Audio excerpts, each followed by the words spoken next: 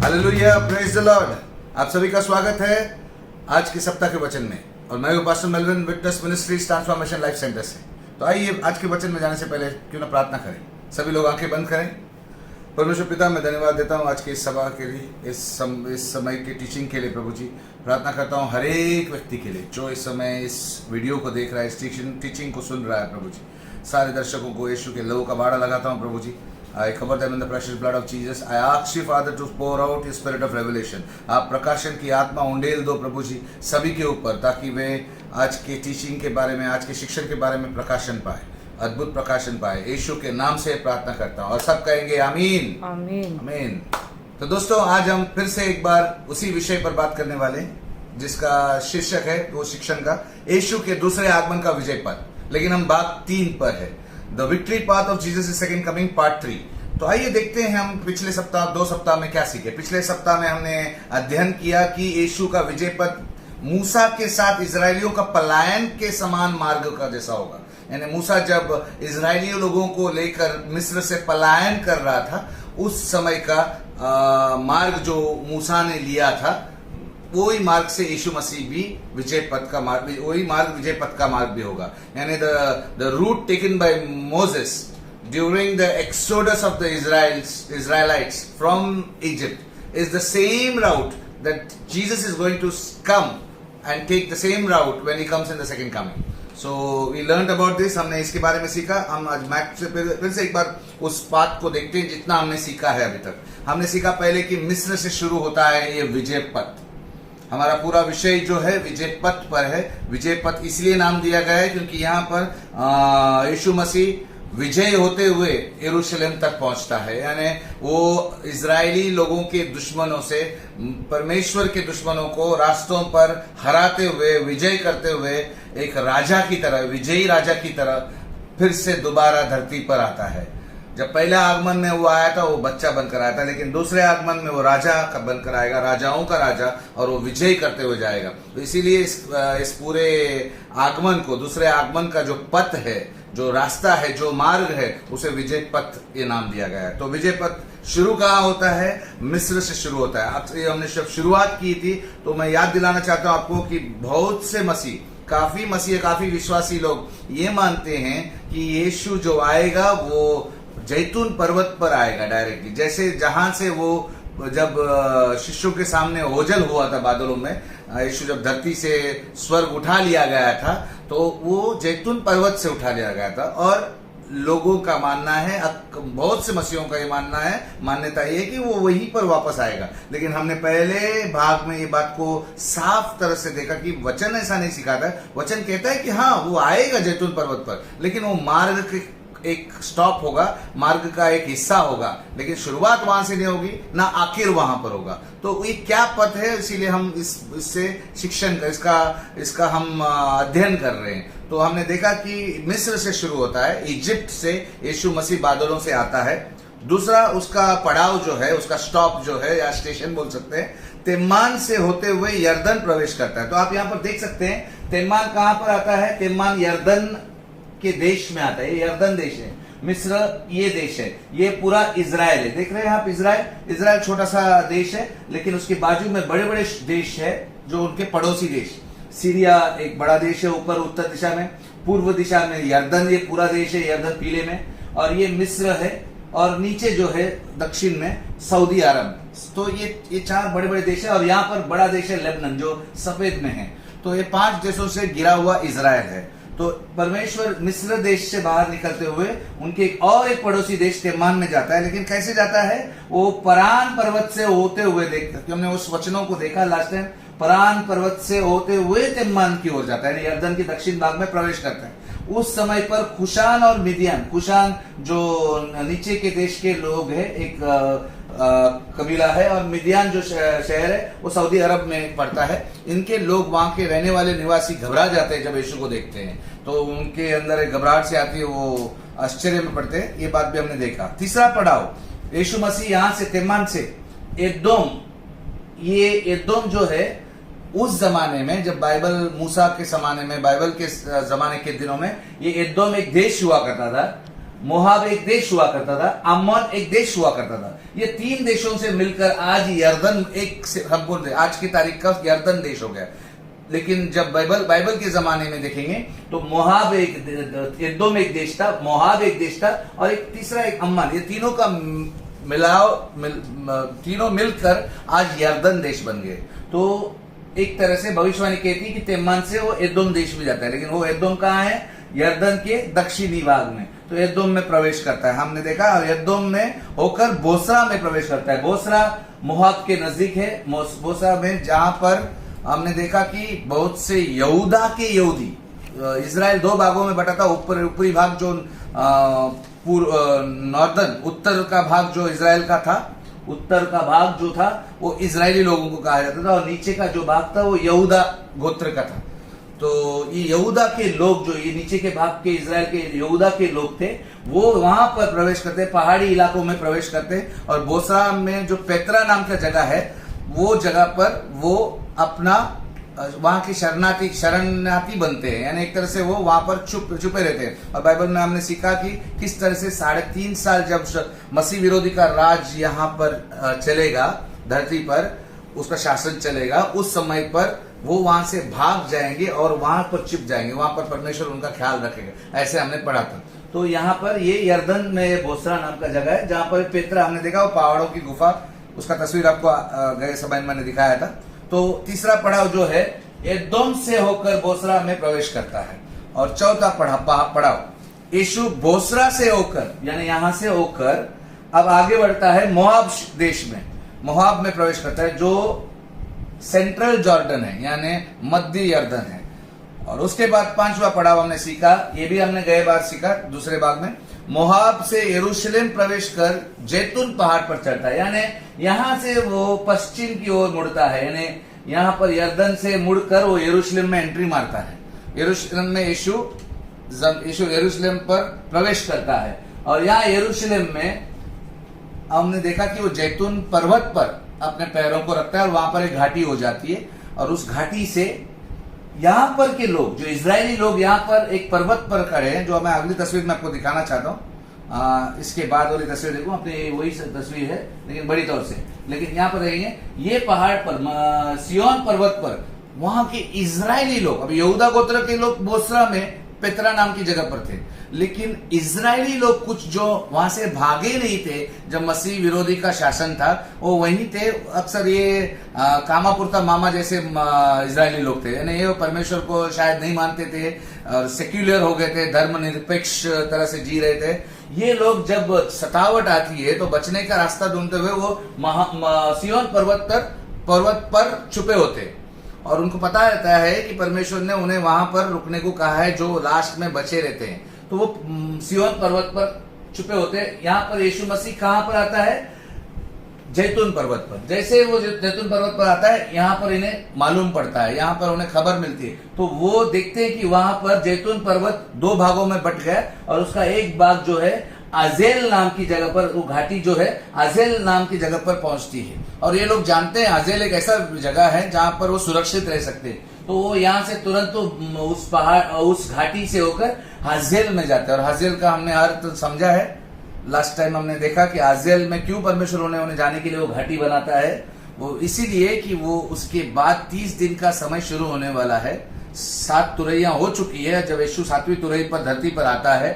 7वीं तुरई के बाद आते हैं 7 कटोरों का दंड, जो दुनिया पर होने वाला है। और परमेश्वर उनके ऊपर, इन बचे हुए यहूदियों इजरायली लोगों के ऊपर वो दंड नहीं उंडेलना चाहता है। वो दंड दुनिया पर आने वाला है, लेकिन उन्हें सुरक्षित कैसे रखेगा? वो हाजेल नाम की जगह पर जब हो जाएंगे तो वो सारे दंड से सुरक्षित रहेंगे। वो कैसे रहेंगे पता नहीं, वो एक वीरान जगह है जहां पर वो सुरक्षित हो सकते हैं, बच सकते हैं। और ये जो बचे हुए यहूदी लोग यहाँ पर, इजरायली लोग सियोन पर्वत पर थे, जो यहाँ पर हाजेल में पहुंचेंगे, वो तब तक परमेश्वर पर विश्वास करेंगे। तो जो भी बचे हुए लोग हैं, बाकी सब तो मारे गए, बाकी यहूदी लोग मारे गए, कितने लोग तो भागते हुए पकड़े गए और बंदी बनाए गए मसीह जो दुश्मन सेना के सेनाओं से। लेकिन जो बचे हुए थे वो यहूदा के लोग थे, जो बोसरा के, और दूसरे हैं सियोन पर्वत के।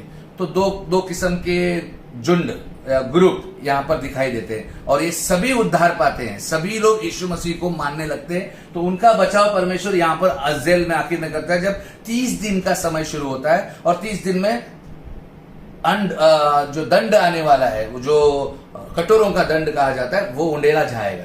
और यहां तक हमने सीखा। आज हम इस विजय पथ को जारी रखेंगे और फिर से एक बार उस तस्वीर को देख रहे हैं हम। ये तस्वीर को मैं बार बार इसलिए रखता था कि आपका ध्यान इस पर लगा रहे। अक्सर हम देशों के नक्शे को नहीं जानते, लेकिन यहाँ नक्शा आपको बार बार देखेंगे तो आपको समझ में आएगा, क्लैरिटी आएगी। और आज हम बढ़ रहे हैं आगे। यरूशलेम को गोग मगोग की सेनाओं से छुड़ाने के बाद यीशु ने इजरायलियों को सेना बनाकर एक मिशन पर भेजा। अब हमने दो बातें देखी थी यहाँ पर। बोसरा में एक युद्ध हुआ, यानी यीशु मसीह वहां के दुश्मनों को, जो यहूदा के लोगों को मारने के लिए इकट्ठा हुए थे, यहूदा गोत्र के लोग जो बोसरा और पेत्रा नाम की जगह पर छुपे हुए थे, उनको मारने के लिए ये दुश्मन देश, ये कौन थे? मैंने कहा था कि भजन संहिता 83 के लोग देश थे। भजन संहिता 83 के देश जो वर्णन किया गया है भजन संहिता 83 में, ये देश दरअसल एक पड़ोसी देश है, इजराइल के एकदम पड़ोसी देश है, लगने वाले एकदम इनर रिंग।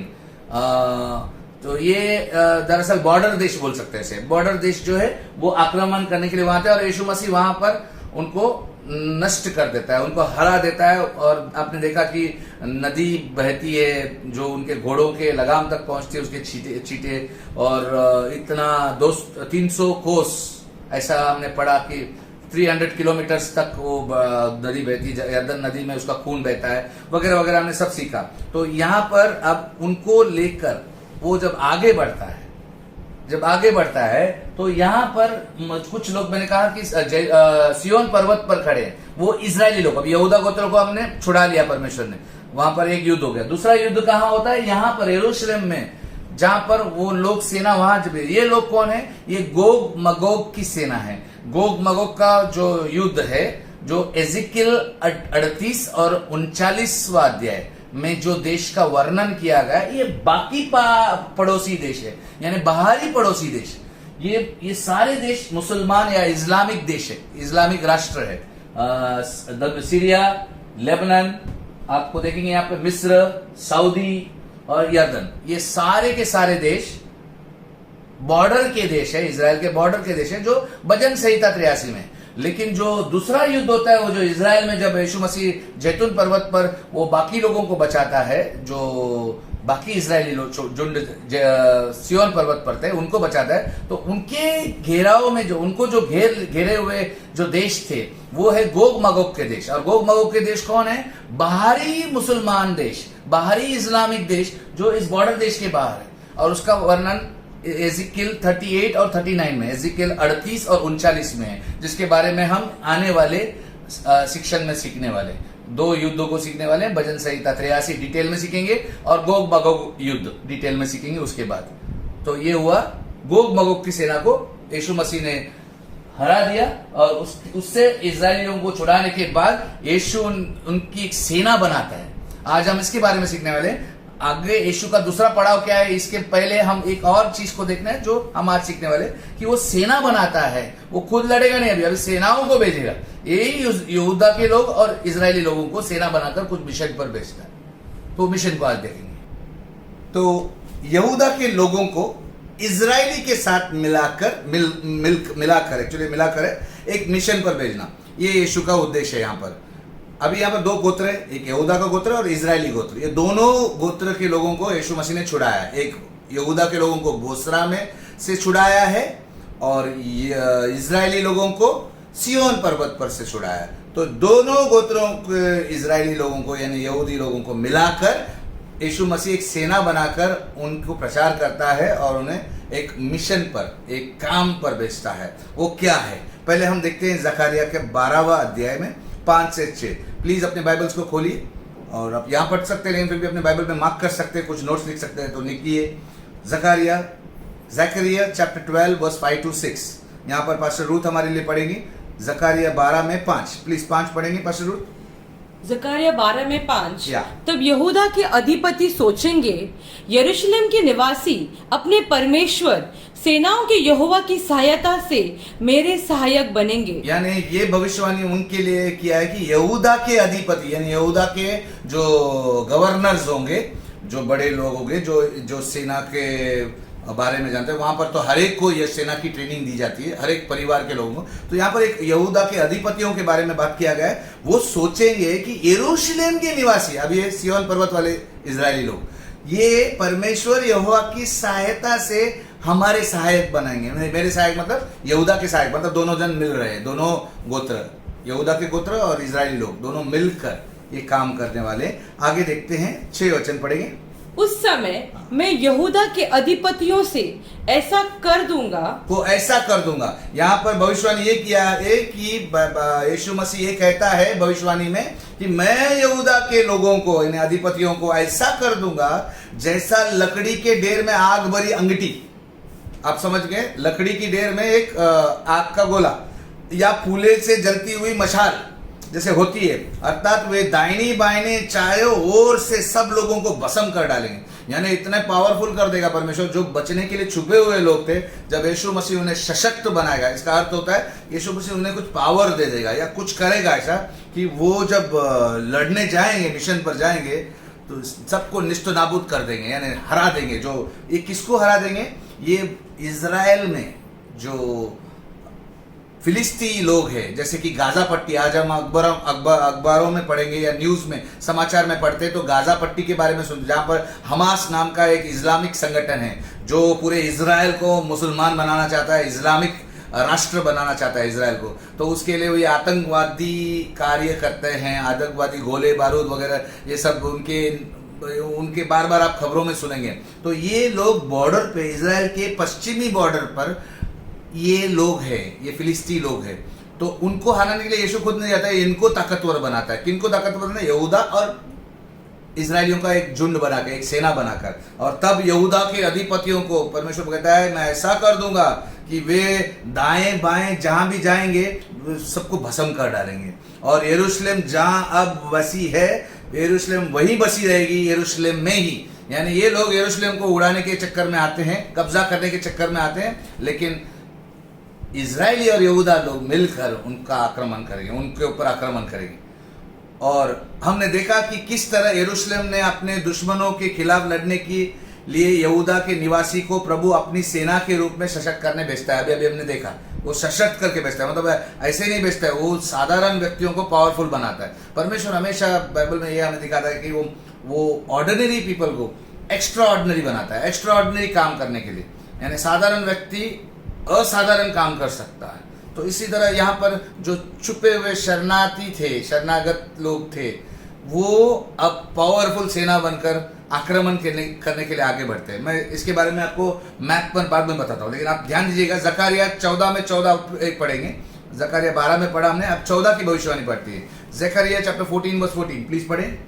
जकारिया 14 में 14, यहूदा भी यरूशलेम में लड़ेगा और सोना चांदी वस्त्र आदि चारों ओर की सब जातियों की धन संपत्ति उसमें बटोरी जाएगी। यहाँ पर मतलब जब युद्ध होगा तो नेचुरली उस सेना का जितना भी धन लूटा जाता है, ये अक्सर होता है। तो यहाँ पर भविष्यवाणी ये कहता है यहूदा मतलब जो यहूदा गोत्र के लोग जो बोसरा में थे, अब उनकी सेना बना रहा है परमेश्वर इजरायली लोगों के साथ, उस झुंड के साथ मिलाकर।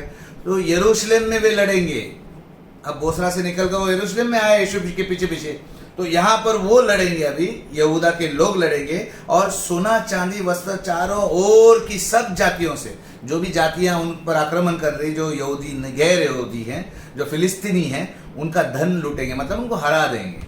और यीशु गाजा में और इजराइल के तट पर अश्कलोन और एक्रोन शहरों पर इन सेनाओं को भेजता है। हमने देखा कि यीशु सेनाओं को भेजता है उन लोगों के खिलाफ, जो दुश्मन सेना जो है, जो फिलिस्ती लोग है। तो मैंने अभी कहा था गाजा पट्टी, यहाँ पर यीशु गाजा और 2 शहरों का नाम लिया है, अश्कलोन और एक्रोन शहरों के। इन सेनाओं में यहाँ पर फिलिस्ती लोग अभी भी है जो आक्रमण करना चाहते हैं। तो ये कहाँ पर है? सपन्या 2 में 4, इंग्लिश में ज़ेफानिया चैप्टर 2 वर्स 4। सफन्या 2:4 प्लीज पढ़ेंगे सफानिया 2:4 या क्योंकि गाजा तो निर्जन और अश्कलोन उजाड़ हो जाएगा, यस अशोद के निवासी दिन दोपहरी निकाल दिए जाएंगे Yes. और एक्रोन उखाड़ा जाएगा। यानी इनको इतना पावरफुल परमेश्वर बनाता है यहूदा के लोगों में कि वे उनके पर आक्रमण करते हैं तो देश वो जो दुश्मनों के देश जो है बॉर्डर में एक्रोन, हमने देखा अश्कलोन, गाजा पट्टी, सब नष्ट और नाबूद हो जाएंगे यानी खत्म हो जाएंगे। और ये भविष्यवाणी और एक जगह पर है जो मैंने यहाँ पर नहीं लिखा है, आप अपने बाइबल प्लीज खोलिए, आमोस की पुस्तक खोलिए, आमोस की पुस्तक the book of Amos chapter 1 7 और 8 जल्दी से खोलिए। ये आमोस जुना करार में है, पुराने करार में है, आमोस की पुस्तक chapter 1 verse 7 and 8 please pastor Ruth के साथ मिलकर पढ़े। आपके लिए पास्टर रूथ पढ़ रही है लेकिन आप भी अपने बाइबल में पढ़ते रहिए। 7 और 8 आमोस 1:7 Yes. इसीलिए मैं गाजा की शहरपना में आग लगाऊंगा। एक वचन तो हमने यहाँ पर देखा सपन्या 2 में, लेकिन यहाँ पर परमेश्वर बोलते हैं मैं गाजा के शहरपना में यानी बॉर्डर में मैं आग लगाऊंगा। ये आग लगाऊंगा जो शब्द है इसके बारे में जो मैं यहाँ पर उल्लेख नहीं किया क्योंकि ये वचन यहाँ पर मैंने स्लाइड पर नहीं डाला है, मैं चाहता था कि आप बाइबल में पढ़े। और ये आमोस की ये पूरा अध्याय आपको होमवर्क है आज, आप पूरा अध्याय आज इस टीचिंग के बाद फिर से एक बार पूरा पढ़ना, लेकिन मैं कुछ वचनों में जा रहा हूं। यहाँ पर आग लगाऊंगा बोला, ये शब्द जो आग लगाऊंगा इसका अर्थ मैं एक और 2-3 स्लाइड के बाद मैं आपको बताने वाला हूं, लेकिन ध्यान रखिएगा आग लगाऊंगा ऐसा परमेश्वर की भविष्यवाणी है। मैं गाजा में आग लगाऊंगा। आगे और वह उसके घरों को भस्म कर देगी। वो उसके गढ़ों को भस्म कर देगी। वो शब्द जो आग लगाऊंगा और वो ये यहूदा सेना की बात कर रहा है, ये सेना उनके गढ़ों को आग लगा देगी। यस 8 मैं अशुद्ध में से उनके निवासियों को और अश्कलोन में से उसके राजदंडधारियों को मिटा डालूंगा। ये सब देशों के नाम आपने सुना, अशदोद, एक्रोन, अश्कलोन, गाजा, ये इनको इनके सब लोगों को दंड देगा। आगे मैं एक्रोन पर हाथ उठाऊंगा यस और फिलिस्तीन के बचे हुए लोग नाश हो जाएंगे। मैंने कहा था ना कि ये लोग फिलिस्ती लोग हैं, इस्लामिक संगठन के सारे लोग फिलिस्ती है, तो ये फिलिस्तीन्स के लोगों पर मैं नाश कर दूंगा ऐसा परमेश्वर का वचन हमने अभी अभी देखा। तो ये वचन ये आपको आमोस का पुस्तक का पूरा अध्याय पढ़ना चाहिए, लेकिन अभी मैंने 2 ही वचन लिया। लेकिन हम आगे बढ़ते हैं। अब हमने देखा कि यीशु मसीह इन यहूदा के गोत्र के लोगों को जो बचे हुए इजरायली लोगों को मिलाकर उनको सशक्त बनाकर एक मिशन पर भेजता है। अभी वो मिशन अब नक्शे में देखेंगे, लेकिन वो और भी कुछ जगह पर भेजता है, 3 जगह पर नहीं और कुछ जगहों पर भेजता है। वो सीरिया और लेबनान में सेना बनाकर भेजता है। मतलब लेबनान जो है उत्तरी दिशा में बॉर्डर देश है, सीरिया में उत्तर दिशा में बॉर्डर देश है। तो ये दोनों देश ये इजराइल के बाहर देशों में भेजता है। गाजा पट्टी, एक्रोन और एश्कलोन, ये इजराइल के शहरों को कब्जा किया हुआ है फिलिस्तीन लोगों ने, और वो आगे बढ़कर यरूशलेम को कब्जा करना चाहते थे। तो अब इनको तो हरा दिया, और गाजा, एश्कलोन, एक्रोन अब इजराइल के ही रह गए। तो इजराइल में ही है शहर को बॉर्डर पे, लेकिन आप परमेश्वर उनको बॉर्डर के बाहर जो 2 दुश्मन देश और है, लेबनान और सीरिया उस तरफ आता है पश्चिम की तरफ, लेबनान पश्चिम की तरफ आता है, सीरिया पूर्व की तरफ आता है, तो इन पर जाता है। और ये भविष्यवाणी आप आमोस में फिर से पढ़ेंगे। आपको पुस्तक अगर खुला है, आपका बाइबल खुला है, तो आमोस पहला अध्याय में 4 और 10 पढ़ेंगे। प्लीज पास्टर रूथ हमारे लिए 4 और 10 पढ़ेंगे। इसीलिए आमोस 1:4 इसीलिए मैं हजाएल ये अजेल हम जो अभी शब्द हमने पास्टर रूथ के मुंह से सुना, ये हजेल शब्द वो बकरे का हजेल का जगह बताया था, हमने सीखा था लास्ट टाइम, दूसरा बकरा दूर करने वाला बकरा। लेकिन ये अजाहेल ये सीरिया का राजा का नाम है। अगर बाइबल को आप पुराने करार में पढ़ेंगे तो अजाहेल का नाम आएगा। ये सीरिया का राजा हुआ करता था, अजाहेल सीरिया का राजा था, तो वो अभी यहाँ भविष्यवाणी में उसका नाम आता है। इसीलिए मैं अजाहेल के राजभवन में, मैंने ब्रैकेट में उसको सीरिया लिखा है। आप अगर यहाँ पर देखते हैं कि मैंने ब्रैकेट में, ये मेरे शब्द है सीरिया, लेकिन बाइबल लिखा है कि अजाहेल के राजभवन में, यानी इस राजा के राजमहल में। ओके, इसीलिए मैं अजाएल यानी सीरिया के राजभवन में आग लगाऊंगा। मैंने कहा था आपको याद रखने को कि वहां पर हमने परमेश्वर से वचन में सुना, गाजा में आग लगा दूंगा, मैं आग लगाऊंगा, फिर से एक शब्द आया आग लगाऊंगा, इसका अर्थ भी हम समझने वाले। और उससे बेनादद और उससे बेनादद के राजभवन भी भस्म हो जाएंगे। ओके। 10 हाँ। इसीलिए मैं सोर यानी लेबनान की शहर पर सोर जो शब्द है पुराने करार में, सोर जो शब्द था वो आज का तारीख का लेबनन है। इंग्लिश में उसे टायर कहते हैं, TYRE। टायर मतलब गाड़ी का टायर नहीं, वो टायर बोल के एक शहर देश था, जैसा एदोम मोहाब था वैसा टायर। हिंदी में उसको सोर कहते थे। मैंने ब्रैकेट में उधर लेबनान दिया है, तो आज का तारीख का वो देश जो है पड़ोसी देश लेबनान है। इसीलिए मैं सोर यानी लेबनान की शहरपना पर आग लगाऊंगा, फिर से आग लगाऊंगा, और उससे उसके भवन भी भस्म हो जाएंगे। यानी यहाँ पर ये बात देखते हैं कि ये दोनों पड़ोसी देशों का नाम यहाँ पर है। सीरिया में आग लग जाएगी और लेबनान में आग लगेगी। ये आग लगाऊंगा मतलब क्या हो गया? अब इसका मैं खुलासा करता हूं। आपको याद है मैंने आग लगाऊंगा ये शब्द याद रखने को कहा और मैंने अंडरलाइन भी किया है। आग लगाऊंगा के इस अनुकरण का उपयोग अक्सर बाइबल में किया गया है। ये सिर्फ इस देशों के बारे में नहीं, आपको पूरा बाइबल में देखेंगे तो आप बहुत जगह पर परमेश्वर से बात करता है कि मैं आग लगाऊंगा, यानी खुद परमेश्वर आके आग नहीं लगाएगा। इसका अर्थ ये है कि परमेश्वर किसी शहर या क्षेत्र को आक्रमण करने के लिए, यानी किसी शहर को, किसी देश को या आक्रमण करने के लिए कोई सेना को उकसाकर भेजता है। यानी वो आग लगाने का एक मुहावरा या कहावत कहते हैं, एक सेइंग, एक तरह से कहना है। परमेश्वर जब भी बोलता है आग लगाओ मतलब वो एक सेना तैयार कर रहा है, कोई और सेना जो उस देश पर आक्रमण करेगी, उस शहर पर आक्रमण करेगी और उन्हें हरा देगी। इस तरह से कुछ है। तो यहाँ पर सीरिया और लेबनान पर वो एक सेना तैयार करके भेज रहा है। ये वही सेना है यहूदा और इजराइल लोगों की, जिसने एश्कलोन, गाजा और एक्रोन पे भी युद्ध किया। क्लियर है? तो ये अभी लेबनान में भी जा रहे हैं। अभी उसे मैप पर देखते हैं। आइए हम मैप पर देखते हैं। प्लीज इस मैप को जूम करके बताइए। ऊपर की बात, ऊपर की दिशा में यहाँ पर हम ये अभी यीशु का रास्ता देख रहे हैं। आज हम यीशु के रास्ते पे विजय पथ पर यहाँ पर पहुंचे यरूशलेम में। यहाँ पर हमने थोड़ी रुकावट, इस पर ब्रेक दिया है और हम देखा कि यीशु ने यहाँ पर कुछ काम किया। उन्होंने एक सेना बनाया और ये सेना गाजा में, देखो यहाँ पर मैंने गाजा लिखा है। गाजा कहाँ पर है? ये गोल जो दिखते हैं आपको, 3 गोल दिख रहे हैं यहाँ पर, ये बॉर्डर है, इजराइल का बॉर्डर है, पश्चिमी बॉर्डर है। यहाँ पर गाजा है, यहाँ पर एश्कोलोन है, यहाँ पर एक्रोन है। तो ये गाजा पे, एश्कोलोन पे, एक्रोन में मैंने हिंदी में लिखा, ये सेना को भेजता है। फिर उसी सेना को अभी यहाँ पर देखा मैंने, यहाँ पर ये बिंदु दिखा है, यहाँ पर दिखा सकते हैं आप जरा, यहाँ पर हरे रंग के बिंदु दिखा है। मैंने कहा यहूदा का गोत्र लड़ता है। फिर यहाँ पर पीले रंग से यहूदा की सेना भेजता है। यानी देखो यहाँ पर यरूशलेम से यहाँ मुड़िए, यहाँ पर देखो ये बिंदु दिख रहे हैं गाजा पट्टी पर। फिर गाजा से वो एश्कोलोन पर वार करते हैं, एश्कोलोन से फिर एक्रोन पर वार करते हैं। तो ये पार्टी अभी यहाँ पर यीशु मसीह इजराइल, कुछ इजरायली लोगों को पीले रंग में देखो यहाँ पर जाते हैं, सोर में यानी लेबनान, और यहाँ पर दमिश्क यानी सीरिया। यहाँ पर यीशु खुद नहीं जाता है, यहाँ पर इस सेना को भेजता है युद्ध करने के लिए। यीशु अभी तक यरूशलेम में जैतून पर्वत पर है, वहां से उसका कार्यक्रम आगे बढ़ने वाला है। लाल लाइन दिख रहा है आपको, यहाँ पर लाल लाइन दिख रहा है, वो आगे बढ़ने वाला है। लेकिन अभी हमने देखा कि उसने वहां पर रहकर कुछ प्रचार कर कुछ लोगों को इकट्ठा करके सेना बनाया और वो आगे भेजा है उसका काम करने के लिए। कि परमेश्वर हमेशा कुछ काम सौंपता है।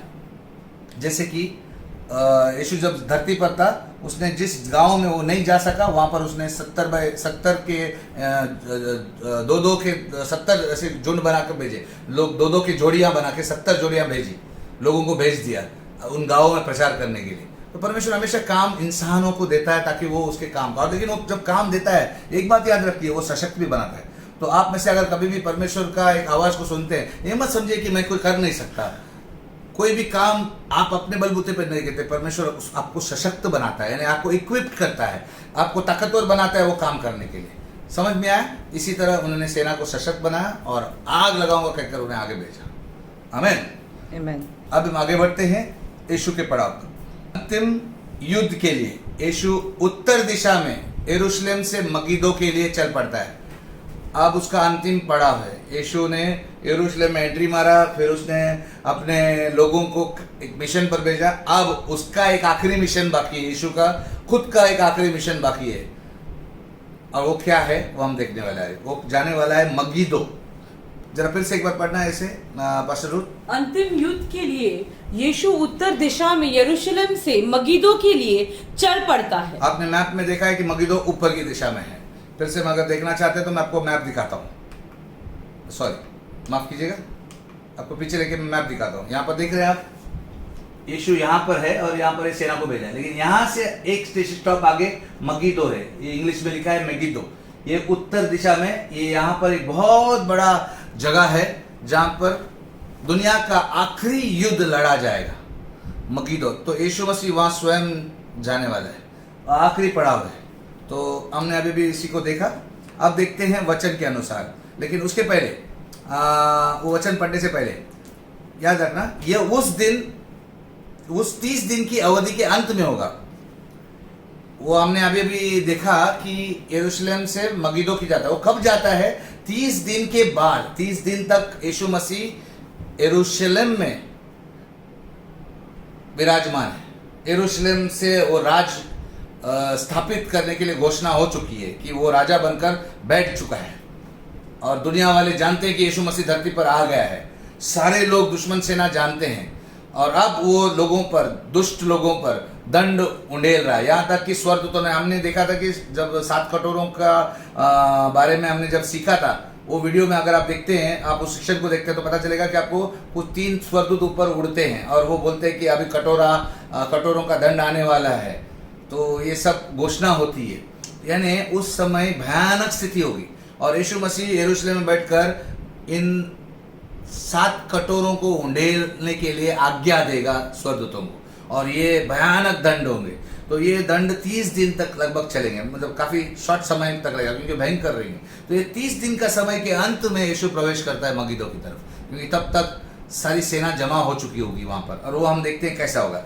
प्लीज इसे पढ़िए पास्टर रूथ हमारे लिए, ये पर्पल में जो लिखा है। यह उस 30 दिन की अवधि के अंत में होगा, Yes. जब मसीह विरोधी और उनकी सेनाओं के ऊपर 7 कटोरे का दंड उंडेला गया होगा। हाँ। और वे सब क्रोधित होकर यीशु के खिलाफ युद्ध करने के लिए हर मगिदो, जो कि मगिदो के मैदान में होगा, इकट्ठा होंगे। यानी यहाँ पर ये दिखाया है कि 7 कटोरों का दंड मसीह विरोधी के राज्य पर और उसकी सेनाओं पर उंडेला जाएगा, और वो परेशान हो गया होगा, एकदम खूंखार हो चुका होगा। और अब वो कहां पर आता है? हमने प्रकाशित वाक्य में पढ़ा था, हम पढ़ेंगे। प्लीज प्रकाशित वाक्य का 16वां अध्याय निकालेंगे, प्रकाशित वाक्य 16वां अध्याय निकालेंगे। प्लीज अपने बाइबल को खोलें, क्योंकि ये वचन यहाँ पर मैंने नहीं लिखा है। 12 से 14 और 16 वचन पढ़ेंगे। Revelation chapter 16 verse 12, 13, 14 and 16। Please read. प्रकाशित वाक्य 16 में 12। हाँ। 6वें स्वर्गदूत ने अपना कटोरा महानदी फरात पर उंडेल दिया। मैंने कहा 7वें कटोरे उंडेलने के बाद यीशु मसीह मगिदो की ओर जाता है, लेकिन छठा, अभी हम यहाँ पढ़ रहे हैं कि छठा कटोरा उंडेलते ही आगे 6ठे स्वर्गदूत ने अपना कटोरा महानदी फरात पर उंडेल दिया। यस। इससे उसका जल सूख गया, ओके। कि पूर्व दिशा के राजाओं के लिए मार्ग तैयार हो जाए। आमेन। आगे 13। हाँ। फिर मैंने उस 1 मिनट, यहाँ पर फरात नदी आपने लास्ट टाइम तस्वीरों में देखा था, मैं आपको तस्वीर थोड़ी देर में दिखाने वाला हूँ। तो फरात नदी जो है सीरिया के बॉर्डर पे है। सीरिया देश जो लेबनान और सीरिया, मैंने कहा सीरिया के बॉर्डर पे फरात नदी है। और फरात नदी किधर है?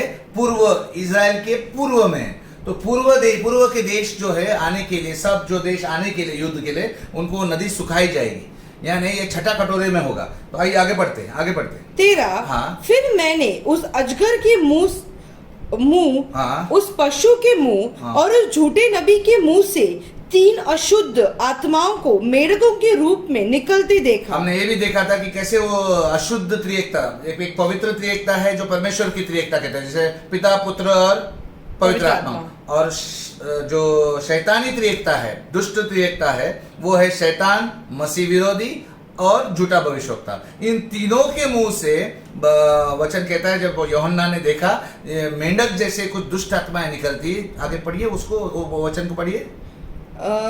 3 अशुद्ध आत्माओं को मेढकों के रूप में निकलते देखा यूहन्ना ने। और वो क्या कर रहे? ये चिन्ह दिखाने वाली दुष्ट आत्माएं हैं। ये चिन्ह दिखाने वाली दुष्ट आत्माएं हैं, कुछ शैतानी ताकत वाली दुष्ट आत्माएं हैं। आगे जो जाकर समस्त संसार के राजाओं को सर्वशक्तिमान परमेश्वर के उस महान दिन के युद्ध के लिए एकत्र करती हैं। मतलब ये दुष्ट आत्माएं सारे देशों में जाकर जो उनके प्रेसिडेंट रहेंगे, जो उनके प्राइम मिनिस्टर रहेंगे, जो राजा मतलब वो अधिकारी, जो बड़े अधिकारी रहेंगे, उनको भ्रमित करेंगे, उनको मायावी शक्ति से तैयार करेंगे कि वो सब मिलकर मसीह विरोधी का साथ लेकर वो सीधे यीशु पर आक्रमण करे। यानी ये युद्ध सीधे सीधे यीशु मसीह पर है, ये किसी इजराइल देश पर नहीं, ना यरूशलेम देश पर है। ये सिर्फ यीशु मसीह को, जो राजा बनकर अपने आप को वहां पर स्थापित कर दिया है परमेश्वर ने उसे यरूशलेम में, सिय्योन पर्वत से लेकर वो जैतून पर्वत पर आया है, तो उसके खिलाफ युद्ध करने के लिए ये सारे देश इकट्ठा हो रहे हैं। और ये किसके बदौलत हो रहे? ये दुष्ट आत्माओं की ताकत के बदौलत, ये मायावी शक्तियों के, ये शैतान करवा रहा है। और मसीह विरोधी के साथ मिलकर ये युद्ध करने के लिए मगिद्दो पढ़िए 14 के बाद 16, 14 पूरा पढ़ा आपने? यस 16 पढ़िए। और उन्होंने उसको स्थान में एकत्रित किया। वो सब देशों के लोगों को कहाँ मतलब सेनाओं को कहाँ एकत्रित किया? जो इब्रानी भाषा में अरमगिदो कहता है, इब्रानी भाषा में। हाँ, और ये कहाँ पर है? जो मगिदो के मैदान में है, जो कि मगिदो के मैदान में है, वहां पर। यानी इजराइल में एक जगह है जो मगिदो मैदान कहता है, काफी बड़ा मैदान है जहां पर दुनिया की सेनाएं जमा हो सकती हैं। तो आखिरी युद्ध के लिए यीशु मसीह के साथ बड़ा महान युद्ध होगा, वहां पर जमा होने वाले। तो ये बात आप समझ में आए? ये आखिरी पड़ाव है ये विजय पथ का। 2 युद्ध हो चुके हैं दुश्मन देशों के साथ जो इजराइल के खिलाफ लड़ रहे थे। ये अभी तीसरा जो है, इस खुद यीशु मसीह के साथ लड़ने के लिए आ रहे हैं। तो यहाँ पर पढ़ेंगे, वे सब परमेश्वर के अभिषिक्त जन यीशु के खिलाफ आने की साजिश करेंगे। कौन? ये सब देश, क्योंकि इनको वो दुष्ट आत्माओं ने भरमाया है, उनको तैयार किया है मायावी शक्तियों से कि वो लड़ने के लिए बाहर निकले। और जिन्हें यरूशलेम में पवित्र पर्वत पर राजा के रूप में स्थापित किया। किसके खिलाफ लड़ने के लिए आ रहे हैं? जो राजा, यरूशलेम का राजा बनकर जो दुनिया का राजा घोषित किया जाएगा। और ये कब होगा? जब गोग मगोग के युद्ध में और भजन संहिता 83 के युद्ध में हम पूरी तरह से देखेंगे किस तरह परमेश्वर, अपने सर्वशक्तिमान परमेश्वर अपना पूरा शक्ति दिखाता है और इजराइल को अपने दुश्मन सेना से छुड़ा लेता है। और ये जरूर ब्रेकिंग न्यूज बनकर दुनिया के समाचारों में आएगा, क्योंकि जब आप उस युद्ध को जानेंगे, सीखेंगे, तो पता चलेगा कि यहाँ पर इजरायली लोगों को कुछ भी नहीं करना पड़ता है। ये युद्ध में परमेश्वर स्वयं काम करता है, स्वयं उनको हराता है। आपने खुद देखा भी बोजरा का युद्ध में किस तरह यीशु मसीह ने आक्रमण किया, किस तरह यरूशलेम के दुश्मनों को आक्रमण किया। तो उसी तरह ये दुनिया पर ये खबरें रहेगी कि ये जो आया है ये इजराइल का परमेश्वर वहां पर राज करना है, और ये दुनिया का राजा बनकर आया है। और यहाँ पर दुष्ट आत्माएं कि वो सेना, जो मेंढक के रूप में जो सेना जाती है, दुष्ट आत्माएं जाती है, वे इन सारे राजाओं को, सारे दुनिया के राजाओं को वो इस तरह से उकसाएंगी कि इस व्यक्ति से लड़े, इस यीशु मसीह से लड़े, जो राजा अपने आप को राजा मानकर घोषित करता है, मुझसे लड़ने जाए। तो पूरी की पूरी दुनिया एक तरफ और यीशु मसीह एक तरफ, ऐसी सेना जमा होगी। और ये कहाँ है? मैं और एक वचन में दिखाता हूँ, एक और भविष्यवाणी देंगे, आपको पढ़ना होगा अपने बाइबल से, क्योंकि यहाँ पर वो मैंने वर्णन नहीं किया है, सिर्फ उसको मेंशन किया है, पूरे डिटेल नहीं है। तो प्लीज अपने बाइबल को खोलिए, भजन संहिता 2 अध्याय 1, 2 और 6 वचन इंग्लिश में। Psalms chapter 2 verse 1, 2 and 6। Pastor Ruth will read here. Pastor Ruth आपके लिए पढ़ने वाली है, आप अपने बाइबल में प्लीज जरूर पढ़े। ओपन कीजिए अभी भजन संहिता 2 अध्याय, ये भविष्यवाणी भजन संहिता में 1 वचन पढ़ना। 2 अध्याय 1 वचन, भजन संहिता 2 में 1। जाति जाति के लोग क्यों कुल्हाड़ मचाते हैं और देश देश के लोग व्यर्थ बातें क्यों गढ़ते हैं? यस।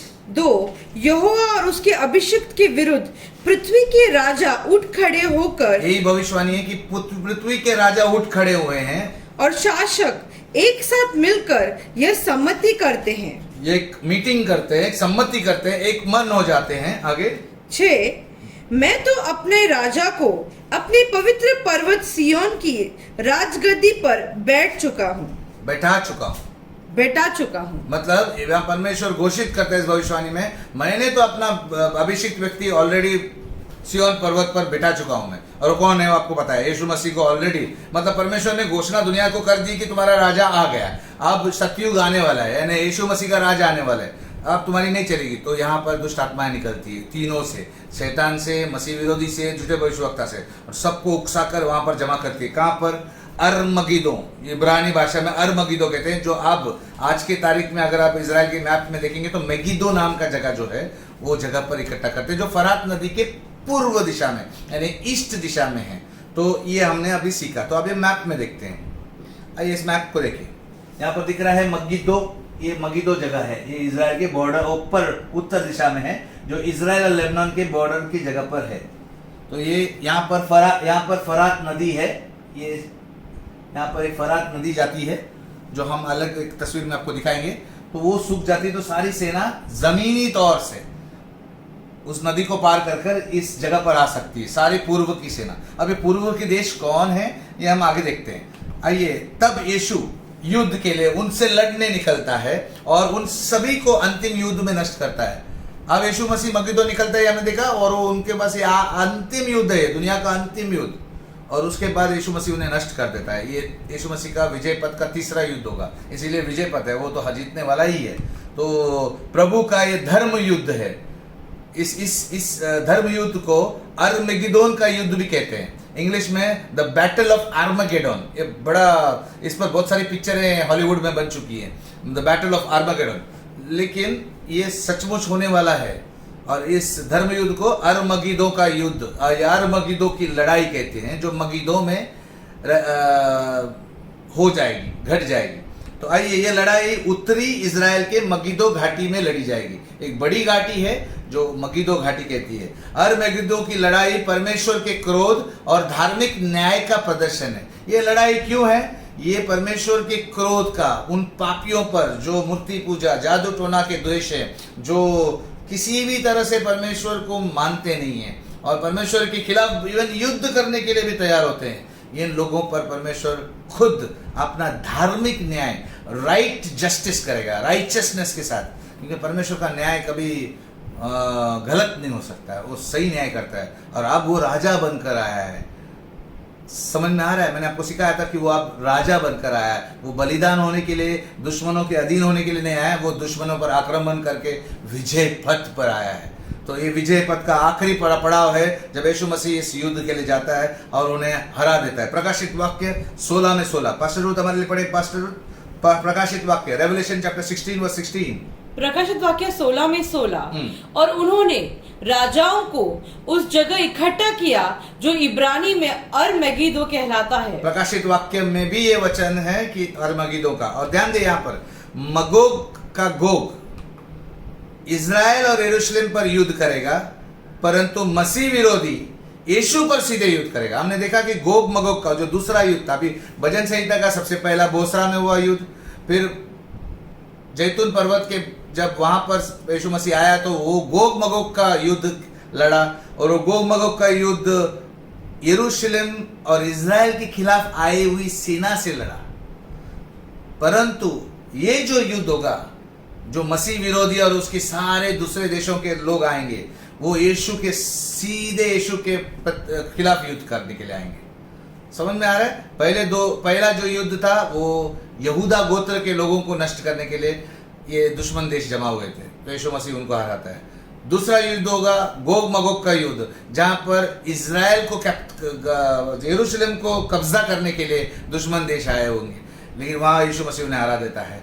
तीसरा युद्ध जो है अरमगिदो का युद्ध है, जहां पर यहाँ इजराइल या यरूशलेम का कोई बात नहीं है, यहाँ पर सीधे सीधे यीशु पर आक्रमण करने के लिए मसीह विरोधी की सेना और सारे देश आते हैं। Very clear?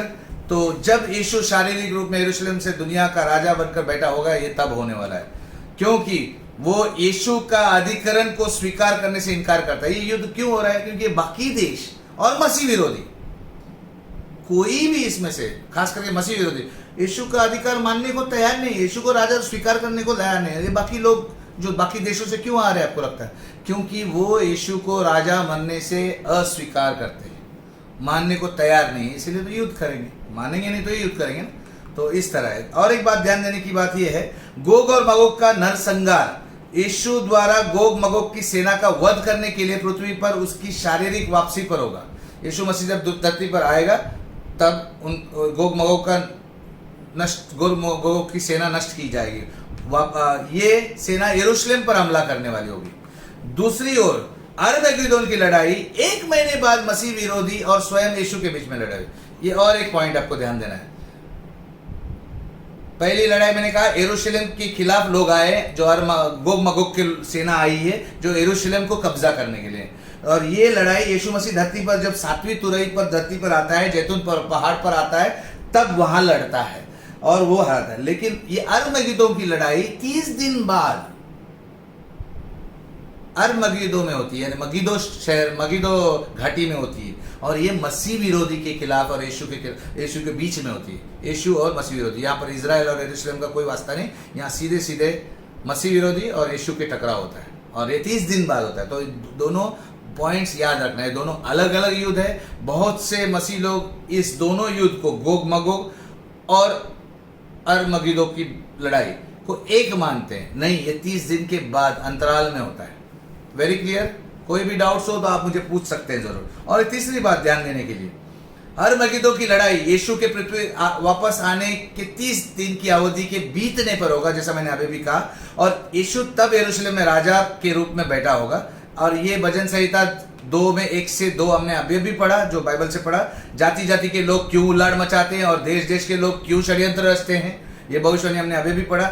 यहोवा के उसके अभिषेक के विरुद्ध पृथ्वी के राजांगण मिलकर, पृथ्वी के राजा मिलकर और हाकिम मिलकर आपस में षड्यंत्र रचकर ये कहते हैं कि हम युद्ध करेंगे। तो ये मसीह विरोधी और सारे राजाओं का यीशु के खिलाफ का युद्ध होगा। क्लियर? Very clear. अब हम सीखेंगे कि राजा कौन है। हम जो अभी राजांगण की बात करें, सब राजा कौन है। अगर आपको याद होगा, हमने मसीह विरोधी के बारे में जब सीखा था, तो दानियल की पुस्तक 7वां अध्याय 24 वचन में लिखा था कि वो बड़े पशु, वो बड़ा जानवर जो दिखा दर्शन में दानियल को, उसके सर पे 10 सींग निकले और 10 सींगों के बीच में एक और सींग निकला। याद है वो? तो ये 10 सींग प्रकाशित वाक्य में भी है, 17 में 12। प्लीज पढ़ेंगे 12 वचन, रेवलेशन चैप्टर 17 वर्स 12। प्रकाशित वाक्य 17 में 12। हाँ। जो 10 सिंह तूने देखे वे 10 राजा हैं, हाँ। जिन्होंने अब तक राज्य नहीं पाया, पर उस पशु यानी मसीह विरोधी के साथ घड़ी भर के लिए राजाओं के समान अधिकार पाएंगे। राजाओं के समान अधिकार पाएंगे। ये 10 राजा है, यानी 10 देश के प्रधानमंत्री हो या 10 देश के अधिकारी हैं, जिन्होंने तब तक कोई राज्य नहीं पाया था। वे उस पशु यानी मसीह विरोधी के लिए घड़ी भर के लिए राजाओं के समान अधिकार पाएंगे।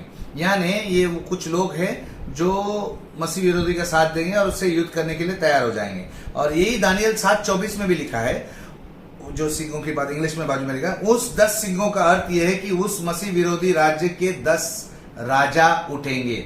यानी ये मसीह विरोधी के राज्य, जब मसीह विरोधी का शासनकाल चलेगा तो जो देश मसीह विरोधी के अधीन हो जाएंगे, ये उस देशों के राजा है।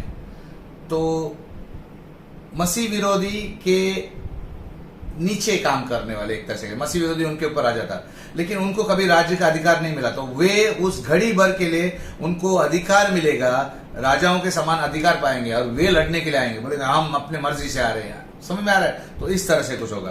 तो ये कब होगा? देखो, मैंने ये सिखाया था, याद है, यीशु धरती पर आ रहा है और यहाँ पर 1290 दिन मसीह विरोधी का खात्मा होगा, लेकिन 1260 दिन यानी इतना तक, यहाँ तक उसका शासन होगा।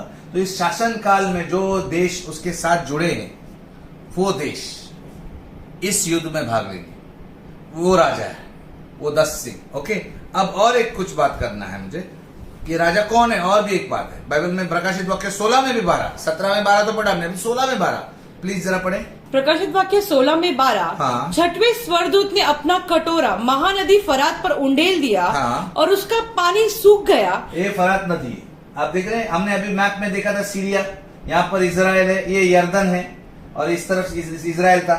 मैप पे याद कीजिएगा। तो अब सीरिया को लेकर शुरू करते हैं। सीरिया के बाजू में इराक है, यहाँ पर ये फरात नदी है और ये तुर्की है, टर्की, जिसके बारे में आज खबरों में आप पढ़ते हैं। तुर्की के बारे में बहुत सक्रिय देश है अभी, और ईरान।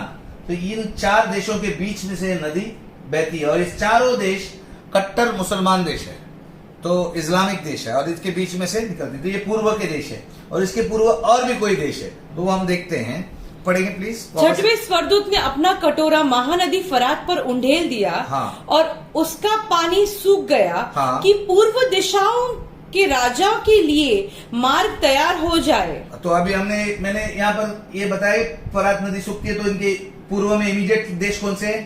ये सबसे देश है, राइट। इजराइल के पूर्व में कौन है? ये 4 देश है। लेकिन ये 4 देश ही नहीं, और भी देश है।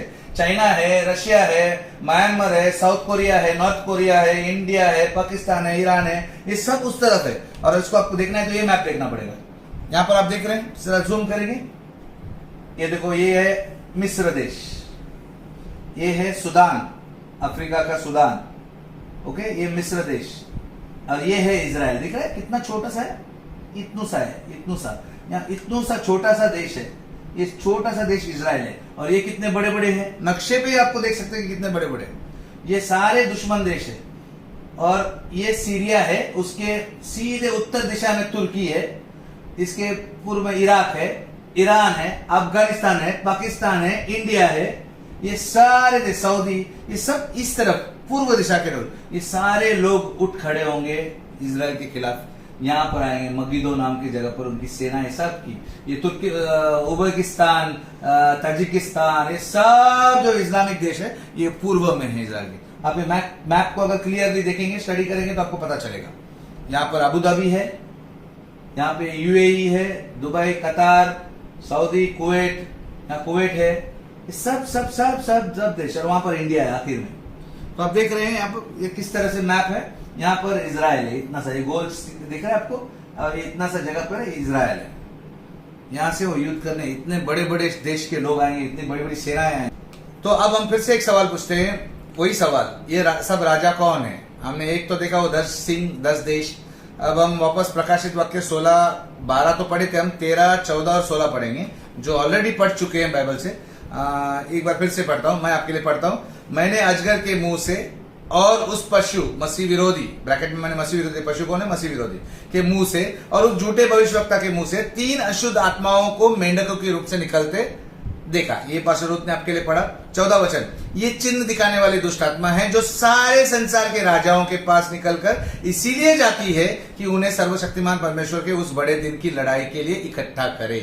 तो ये मसीह विरोधी के हाथ अधीन होने वाले देश नहीं, ये तो दूसरे देश भी हैं। जो पहले 10 देश मसीह विरोधी के अधीन होने वाले देश थे, जो पहले हमने पढ़ा। ये अब सारे संसार के देशों का उल्लेख है और पूर्व के दिशा के लोग हैं। और ये 16 वचन, और उन्होंने राजाओं को उस जगह इकट्ठा किया जो इब्रानी में अरमगिदो कहलाता है। अब यहां पर हमने 13, 14 और 16 पढ़ा। मैं चाहता हूं कि आप अपने बाइबल को खोलें, प्रकाशित वाक्य 16 में 15 वचन पढ़ें, बहुत इंपॉर्टेंट है, जो इसके बारे में भी मैं आपसे बात करना चाहता हूं। रेवलेशन चैप्टर 16 वर्स 15, वहां पर एक शब्द है लाइक थीफ। इंग्लिश में अगर पढ़ते हैं रेवलेशन चैप्टर 16 वर्स 15, चोर के समान ऐसा एक शब्द है। देखो मैं चोर के समान आता हूँ, धन्य है वे जो जागता रहता है और अपने वस्त्र की सावधानी करता है कि नंगा ना फिरे और लोग उसका नंगापन न देखे। तो यहाँ पर परमेश्वर यहाँ पर चेतावनी भी देता है कि देख मैं चोर के समान आऊंगा, मतलब I come like a thief, blessed are those जो जागते रहेंगे। अगर अभी सुधरते हो, नहीं तो फिर वस्त्र की सावधानी नहीं करेंगे तो नंगा फिरेंगे, आपके वस्त्र भी उठ जाए। मतलब इसका अर्थ क्या है? जब मसीह विरोधी झूठा भविष्यवक्ता और राजाओं के साथ उसकी सारी सेनाएं प्रभु यीशु के खिलाफ युद्ध करने के लिए मेगिदो के मैदान पर इकट्ठा हो जाएंगे, तब यीशु अचानक चोर के समान आएगा। ये तो जमा हो रहे हैं, यीशु मसीह अचानक आ जाएगा।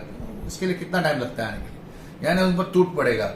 पहला तो वार्निंग उसने शास्त्रों में दिया है, वचनों में दिया है। और यहाँ पर चोर के समान का अर्थ है अचानक आकर नष्ट करना, यानी उनको मौका ही नहीं देगा।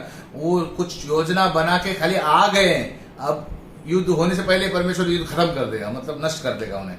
कि कुछ इस तरह से वो अपनी सेनाओं के साथ, यानी हम जो रैप्चर हो चुके हैं, उसके पवित्र लोग जो यहाँ से उठा लिए गए और उसके साथ वापस धरती पर आए हुए, इस युद्ध में यूहन्ना देखता है कि वो घोड़ों पर बैठकर सारी उसके पवित्र लोगों के साथ वो उनके साथ युद्ध करने चला जाता है मगिदो में। भविष्यवक्ता प्रकाशित वाक्य 17 में 13 से 14, रेवलेशन चैप्टर 17 13 to 14, प्रकाशित वाक्य 17 में 13। हाँ। ये सब यानी ये सब मतलब राजा, ये सब राजा, वो 10 राजा और ये दुनिया भर के राजा। ओके, आगे।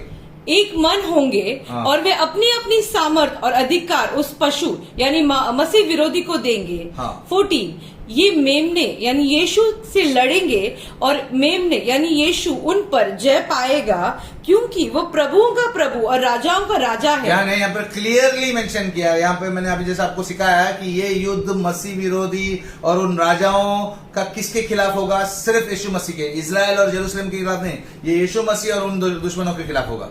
तो ये क्लियर गोग मगोग का यरूशलेम इजराइल के खिलाफ होगा, लेकिन ये यीशु मसीह के खिलाफ है, मेमने के खिलाफ। यहाँ पर वचन प्रकाशित वाक्य भी बताता है कि ये मेमने से लड़ेंगे और मेमना उन पर जय पाएगा, यानी यीशु मसीह जय पाएगा क्योंकि वो प्रभुओं का प्रभु है, वो तो राजाओं का राजा है। आगे, चुने हुए और विश्वास योग्य है, उसके साथ है वे भी जय पाएंगे। यानी हम लोग जो उस समय पर यहाँ धरती पर नहीं रहेंगे, रैप्चर में उठा लिए जाएंगे, जो उसके साथ वापस धरती पर आ जाएंगे, युद्ध में हम भी शामिल होंगे। यानी हमारे पास तो वैसे भी प्रभु जैसी शक्ति पाएंगे, प्रभु जैसी शक्ति आएगी, तो हम भी उसके साथ जय पाएंगे। उन सारे दुनिया की सेनाओं को नष्ट करने में हम भी उसके साथ रहेंगे। हालेलुया, कितनी बड़ी बात है। और उस समय और एक बात घटना घटती है, ये तस्वीर आपको मैंने दिखाया था, याद करो, मसीह विरोधी झूठा भविष्यवक्ता के वीडियोस में, शिक्षण में मैंने आपको दिखाया था।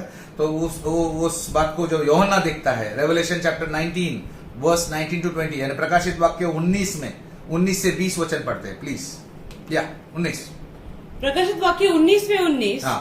फिर मैंने उस पशु और पृथ्वी के राजाओं और उनकी सेनाओं को उस घोड़े के सवार और उसकी सेना से लड़ने के लिए इकट्ठा देखा। अभी आपको मालूम है पशु कौन? मसीह विरोधी, पृथ्वी के राजाओं को और उनकी सेनाओं को, उस घोड़े के सवार को। हमने अभी पिछले स्लाइड में देखा कि यीशु मसीह घोड़े पर आता है, यूहन्ना देखता है, वो घोड़े के सवार है यीशु को, और उसकी सेना मतलब हम लोग जो रैप्चर हुए थे, विश्वासी लोग जो रैप्चर हुए थे जब उसके साथ आए हैं, उनके साथ लड़ने के लिए इकट्ठा देखा। और 20 वचन पढ़ता है, और वो पशु यानी मसीह विरोधी और उसके साथ वह झूठा भविष्यवक्ता पकड़ा गया। यीशु मसीह क्या करता है? उन सारी सेनाओं को हरा देता है, तो उनको पकड़ लेता है, मसीह विरोधी को, उसका चेले को भी पकड़ता है, झूठा भविष्यवक्ता को। ये दोनों जीते जी उस आग की झील में जो गंधक से जलती है डाले गए। आपको पता है गंधक की झील क्या है? आग की झील जो गंधक से जलती है, ये ही नरक है। असली नरक ये है जहां पर सबसे पहले कौन जाता है? मसीह विरोधी और झूठा भविष्यवक्ता। ये हमने सीखा था ऑलरेडी, फिर से याद दिलाता हूं आपको। वो पशु यानी मसीह विरोधी और उसके साथ वो झूठा भविष्यवक्ता पकड़ा गया, क्योंकि यीशु ही उन्हें पकड़ सकता है। और ये दोनों जीते जी आग में, झील में डाले हैं, और वे मतलब वो पहला व्यक्ति होंगे जो नरक में गए। शैतान भी अभी तक नहीं गया है, ना ही वहां कोई और गया है। शैतान अभी भी बांधा जाएगा। इसके बाद हमने सीखा था कि शैतान 1000 साल के लिए बांधा जाता है।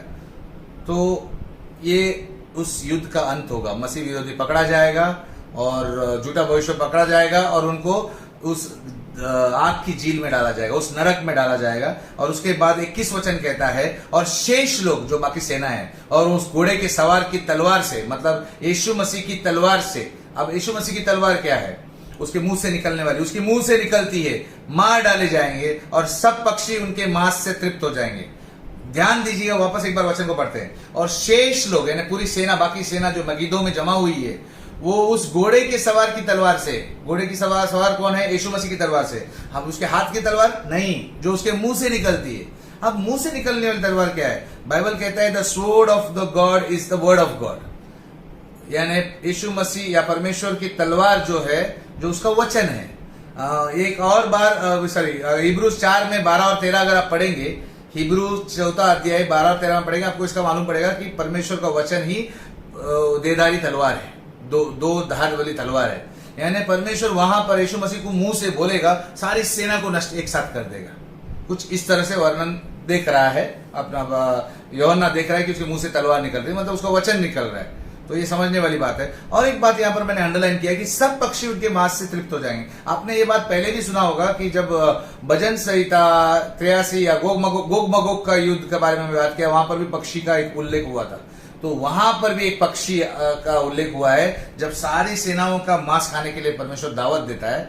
और यहाँ पर भी एक बार पक्षी मृतकों का दावत करते हैं। यहाँ पर भी एक दावत होती है, क्योंकि बड़ी सेना यहाँ पर भी मारी जाएगी। ये दुनिया के अंत में कलयुग का समाप्ति पर इतना भयानक दृश्य रहेगा ऐसा। तो यीशु मसीह यहाँ पर जीतता है। यीशु राष्ट्रों को उसके प्रति विद्रोह के लिए दंडित करेगा, उनके ऊपर दंड लाएगा, तब वो सभी देशों को हमेशा के लिए उसके ऊपर राज करेगा। अब वो विजेता घोषित तो था ही, लेकिन यहाँ पर वो विजय होकर वो सारे देशों पर यानी पृथ्वी पर राज करेगा। समझ में आ रहा है आपको? तो यहाँ पर वो अपने पूरे हक से राज करेगा। प्रकाशित वाक्य 19:15 प्लीज। Revelation chapter 19 verse 15। प्रकाशित वाक्य 19:15। हाँ। जाति जाति को मारने के लिए उसके मुख से एक चौकी तलवार निकलती है और वह लोहे के राजदंड लिए हुए उन पर राज्य करेगा। जब उसने तलवार से सबको हरा दिया, उसके बाद वो लोहे का राजदंड लिए, मतलब वो अपना अधिकार से राज करेगा, और वो होगा सत्ययुग। वास्तव में यह लड़ाई पूरी तरह एक तरफा होगी। ये पूरी लड़ाई यीशु के हक में होगी, जिसमें यीशु पूरी तरह से हावी होंगे। खाली मुंह से कुछ बोल दिया खत्म कर देगा, उन्हें मालूम भी नहीं, इतनी सेना की तैयारी करके पूरे सारे दुनिया के लोग आए, लेकिन यीशु का एक शब्द से पूरा खत्म, सब खत्म। और फिर यीशु मसीह 1000 वर्षों के लिए पृथ्वी पर धार्मिकता से शासन करेगा, और वो सत्युग होगा। वो सत्युग होगा, वो 1000 साल सत्युग होगा, कलयुग समाप्त हो गया होगा। समझ में आया? तो ये तस्वीर आपको मैं फिर से एक बार लाता हूं, जो मैंने पहले शिक्षणों में आपको सिखाया था। याद है आपको दानियल अनुसार 7 साल का शांति समझौता, जो 70वां सप्ताह है। 70वां सप्ताह 3.5 साल में बांटा गया है, जहां पर बीच में 3.5 साल, पहले 3.5 साल के बाद मसीह विरोधी का राज्य शुरू होता है, जो 1260 दिन होगा, यानी 3.5 साल, यानी यहां पर समाप्त होगा। उसके बाद और 30 दिन का एक विस्तार अवधि दिया गया है, जो मसीह विरोधी का खात्मा होगा। मतलब यहां पर वो 30 दिन खत्म होते हैं, मसीह विरोधी को झील में डाला जाएगा, आग की झील में डाला जाएगा। और बाद में एक और 45 दिन दिए, 1290 दिन के बाद और एक 45 दिन, मतलब वो वहां तक जाते हैं जहां पर सतयुग शुरू होते हैं, उसके पहले 45 दिन है। यानी ये युद्ध समाप्त होने के बाद यहाँ पर समाप्त होगा। अरमगिदो का युद्ध यहाँ 30 दिन के बाद समाप्त होगा। उसके बाद 45 दिन क्यों है? ये पुनर्स्थापना के लिए, क्योंकि इतनी लाशें, इतने सब वेपन्स, क्या बोलते हैं उसके, सब शस्त्र, क्या बोलते हैं, युद्ध के जो हथियार और गोला बारूद और क्या क्या नहीं होगा उस टाइम पे, आक्रमण की वजह से कितना नाश हुआ होगा, तो वो सब को सुधार करने के लिए, पुनर्स्थापना करने के लिए सतयुग के पहले वो 45 दिन का समय दिया गया है। परमेश्वर पूरा पुनर्स्थापित करेगा। तो विजय पथ की घटनाओं को हम फिर से एक बार देखते हैं। अभी समाप्त होने से पहले विजय पथ की घटनाओं का क्रम, यानी हम अभी क्रम के अनुसार क्या क्या घटनाएं क्रम से होंगी वो देखेंगे। नंबर 1, इजराइल के पड़ोसी सीमावर्ती इस्लामिक देशों की सेनाएं, यानी भजन 83 के राष्ट्र, भजन 83 में जो राष्ट्र दिए हैं वो इस्लामिक सीमावर्ती यानी बॉर्डर के देश है। ये बोसरा में छिपे यहूदी लोगों को नष्ट करने के लिए इकट्ठा होंगे। किसके लिए युद्ध हो रहा है? वो बोसरा में छुपे हुए, उनको पता चलता है कि बोसरा में यहूदा के लोग छुपे हुए हैं, उनको खत्म करना है। पहले से उनको इजरायली लोगों से नफरत है। अभी पता चला कि उन लोग अपने ही देश में यर्दन में जमा हुए हैं, तो हम अभी सब देश इकट्ठा होकर यर्दन में घुसकर उनको मारने जाते हैं, लेकिन यीशु मसीह तभी आ जाता है। दूसरा पड़ाव, तब यीशु स्वर्ग से उतरकर मिस्र से परान पर्वत से होकर तेमान से बोसरा पहुंचकर छिपे हुए यहूदी लोगों को बचाएगा। अब यीशु मसीह बचाने के लिए उतरता है, क्योंकि इजराइल उनके प्रिय है और यहूदा तो उनसे भी प्रिय है। फिर यीशु तब यदोम के बोसरा से उन छुड़ाए हुए यहूदियों को यरूशलेम ले जाएगा। यीशु आगे जाता है, वे पीछे पीछे आते हैं, हमने देखा, और रास्ते में दुश्मन राष्ट्रों की सेनाओं को रौंद कर नष्ट कर देता है। फिर हमने देखा कि किस तरह से वो मोआब, एदोम को नष्ट करता है। ऐसा करते करते आगे बढ़ता है। अब विजय पथ के घटनाओं में आगे बढ़ते हैं। वो चौथा, यरूशलेम की ओर जाते हुए यीशु पहले मोआब में प्रवेश करता है। एदोम से ऊपर मोआब आता है और मोआब पर प्रतिशोध लेगा, क्योंकि मैंने आपको ये बताया था कि मोआब वही देश है जो इजरायलियों के हमेशा विरोध रहा है। और पांचवा, अब यरूशलेम में प्रवेश करेगा। वो जैतून के पहाड़ पर जो यरूशलेम के पूर्व में है, जैसे एंट्री मारते हैं वहां पर है, वो चढ़ेगा। उसके बाद एक विशाल भूकंप होगा। जैसे यीशु मसीह पहाड़ पर चढ़ेगा, जैतून पहाड़ पर अपना पैर रखेगा, विशाल भूकंप होगा जो जैतून पर्वत को 2 भाग में विभाजित करेगा, जिससे एक घाटी बन जाएगी और जो आजेल की तरफ जाती है। और फिर 30 दिन की अवधि शुरू होगी जिसमें 7 कटोरों का दंड उड़ेला जाएगा। यानी जैसे यीशु मसीह जैतून पर्वत पर चढ़ गया है, वहां पर उसके पैर लग गए हैं, घाटी फॉर्म हो गई है, उस दिन से 30 दिन की अवधि शुरू हो जाती है जहां पर 7 कटोरों का दंड उंडेला जाएगा। उसके बाद 7वां पड़ाव यानी 7वीं घटना, उस घाटी के मदद से सिय्योन पर्वत पर बचे हुए इजरायली लोग हसेल के वीराने में भागेंगे ताकि 7 कटोरों के दंड से सुरक्षित बच जाएंगे। ये भी हमने देखा कि वो घाटी की मदद से वो सिय्योन पर्वत से लोग देखेंगे कि वहां घाटी हो गई, वो हजेल पर्वत को जाने का रास्ता खुल गया, तो वहां से वो जाकर हजेल में छुप जाएंगे। और उस समय यीशु मसीह ये बात इसीलिए घाटी खोलता है ताकि वो उधर जाएं, ताकि 7 कटोरों के दंड में उसके लोग नहीं मारे जाएं। और फिर 8वां, अब इजराइल के बाहरी रिंग की इस्लामिक राष्ट्र, पहले कौन थे? सीमावर्ती यानी बॉर्डर देश थे। अब इजराइल के बाहरी देश, बाहरी बॉर्डर के बाहर यानी बाहरी रिंग के इस्लामिक राष्ट्र की सेनाएं, जिन्हें हम गोग मगोग के देश भी कह सकते हैं, एजिकिल 38-29 के देश कह सकते हैं, ये यरूशलेम पर चढ़ाई करने के लिए पहले से ही यरूशलेम के पर्वतों पर एकत्रित हो गए होंगे, क्योंकि हम गोग मगोग में पढ़ेंगे तो मालूम पड़ेगा ये पर्वतों से आते हैं, उत्तर दिशा से आते हैं, क्योंकि बाहर की तरफ है, तो वो आएंगे। फिर 9वीं घटना, तब यीशु उन सब देशों को यरूशलेम के पहाड़ों में युद्ध करेगा और उन्हें नष्ट कर देगा। ये होगा गोग मगोग का युद्ध, यानी यरूशलेम उनको पहाड़ों पर नष्ट करेगा। सारी दुनिया समझ जाएगी कि यार ये तो अद्भुत बात है, ये परमेश्वर ही कर सकता है। यानी उस समय परमेश्वर अपना नाम महान कर देगा, और वो हम गोग मगोग में पढ़ेंगे। फिर आती है 10वीं घटना, तब यहोवा बोसरा और सिय्योन पर्वत से छुड़ाए हुए यहूदियों को, 2 लोग है यहाँ पर, बोसरा से छुड़ाए हुए यहूदा के लोग और सिय्योन पर्वत से छुड़ाए हुए यहूदी लोग, इन दोनों को गाजा, एश्कलोन, एक्रोन पर दुश्मनों को नष्ट करने के लिए भेजता है, और उन्हें लेबनान और सीरिया पर हमला करने के लिए भी भेज देता है। ये भी हमने आज सीखा, ये घटना आज सीखा हमने। फिर प्रभु यीशु को यरूशलेम में राजा स्थापित देखकर, क्योंकि परमेश्वर ने ऑलरेडी घोषित किया उसे राजा, और यीशु को राजा स्थापित देखकर और कटोरों का दंड से क्रोधित होकर मसीह विरोधी सीधे यीशु से लड़ने के लिए अपनी सेनाओं को मगिदो यानी अरमगिदोन में इकट्ठा करेगा। ये भी हमने देखा आज। अब आता है आखिरी पड़ाव, आखिरी घटना, तब यीशु यरूशलेम में यरूशलेम की उत्तर की ओर जाकर मसीह विरोधी और उसकी सेना के खिलाफ मगिदो में युद्ध करेगा और उन्हें पराजित कर देगा अपने मुंह की चौकी तलवार से। और मसीह विरोधी और झूठा भविष्यवक्ता आग की झील में डाला जाएगा, और पक्षी सारे दुश्मनों की सेना जो मारी गई है उनके मांस खाएंगे। यह घटना 7 साल का क्लेश को समाप्त कर देगा। मैंने कहा था 7 साल का क्लेश समय, और उसके 30 दिन की उस विस्तार अवधि को भी पूरा कर देगा। यानी दानियल 70वां सप्ताह समाप्त, उसके बाद का 30 दिन का अवधि भी समाप्त हो गया ये घटना से, अरमगिदो के युद्ध से। Very clear. अब आपको पूरा चित्र, अब बार बार आपको हर एक भाग जब आप देखते हैं, सुनते हैं, बार बार सुनते हैं, तो बार बार उस मैप को देख के, बार बार उस दृश्य को देख के आपको एक क्लियर चित्र बना हुआ माइंड में कि किस तरह से घटनाएं होने वाली है। इसको और भी आगे चलकर मैं आपको जब बताऊंगा आने वाली टीचिंगों में कि किस तरह से क्लेश के पहले की घटनाएं, क्लेश के बाद की घटनाएं, क्लेश के दौरान की घटनाएं, वो सब तो आपको फिर से एक बार याद दिलाऊंगा उसको। लेकिन यहाँ पर ये बात तो आपको समझ में आया कि यीशु का विजय पथ कैसा होगा, उसमें क्या घटनाएं थी। तो अब 45 दिन का विस्तार अवधि और एक 45 डेज का विस्तार अवधि शुरू हो जाएगी, जिसमें पुनर्स्थापना की अवधि भी कहा जाता है।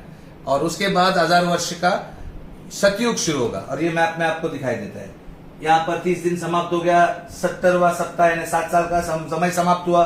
अब 45 दिन का समय शुरू हो रहा है, और ये 45 दिन पुनर्स्थापना का समय है। ये समाप्त होने के बाद आपका सतयुग शुरू हो जाता है, जो यीशु मसीह धरती पर पूरी दुनिया पर राज करेगा, और सिर्फ यीशु मसीह ही रहेगा और कोई राज्य नहीं, किसी का नहीं चलेगा, बस यीशु मसीह का राज्य। ये हुआ। एक बार फिर से एक बार मैं आपको देखते हैं विजय पथ को, एक बार याद दिलाते हैं वापस एक बार, जो हमने 12 बातें देखी, मिस्र से होकर, परान से, लाल समुद्र में हलकोलाट मस्ती है, तेमान से होकर बोसरा, एदोम, मोआब, ये पूरा यर्दन है। और यहाँ पर यीशु मसीह यरूशलेम में एंट्री मारता है। ये गाजा, एश्कलोन, एक्रोन पर आक्रमण करने के लिए इजरायली लोगों को, यहूदा के गोत्र को भेजता है।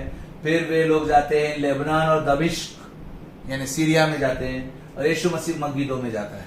इस तरह से विजय पथ का पूरा सफर है। क्लियर है? फिर से आप एक बार स्लाइड्स को देख सकते हैं, स्टडी कर सकते हैं।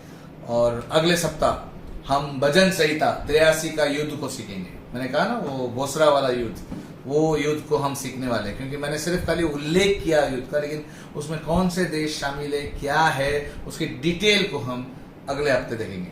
भजन Samhita, we will study the Psalms 83 war in the next episode.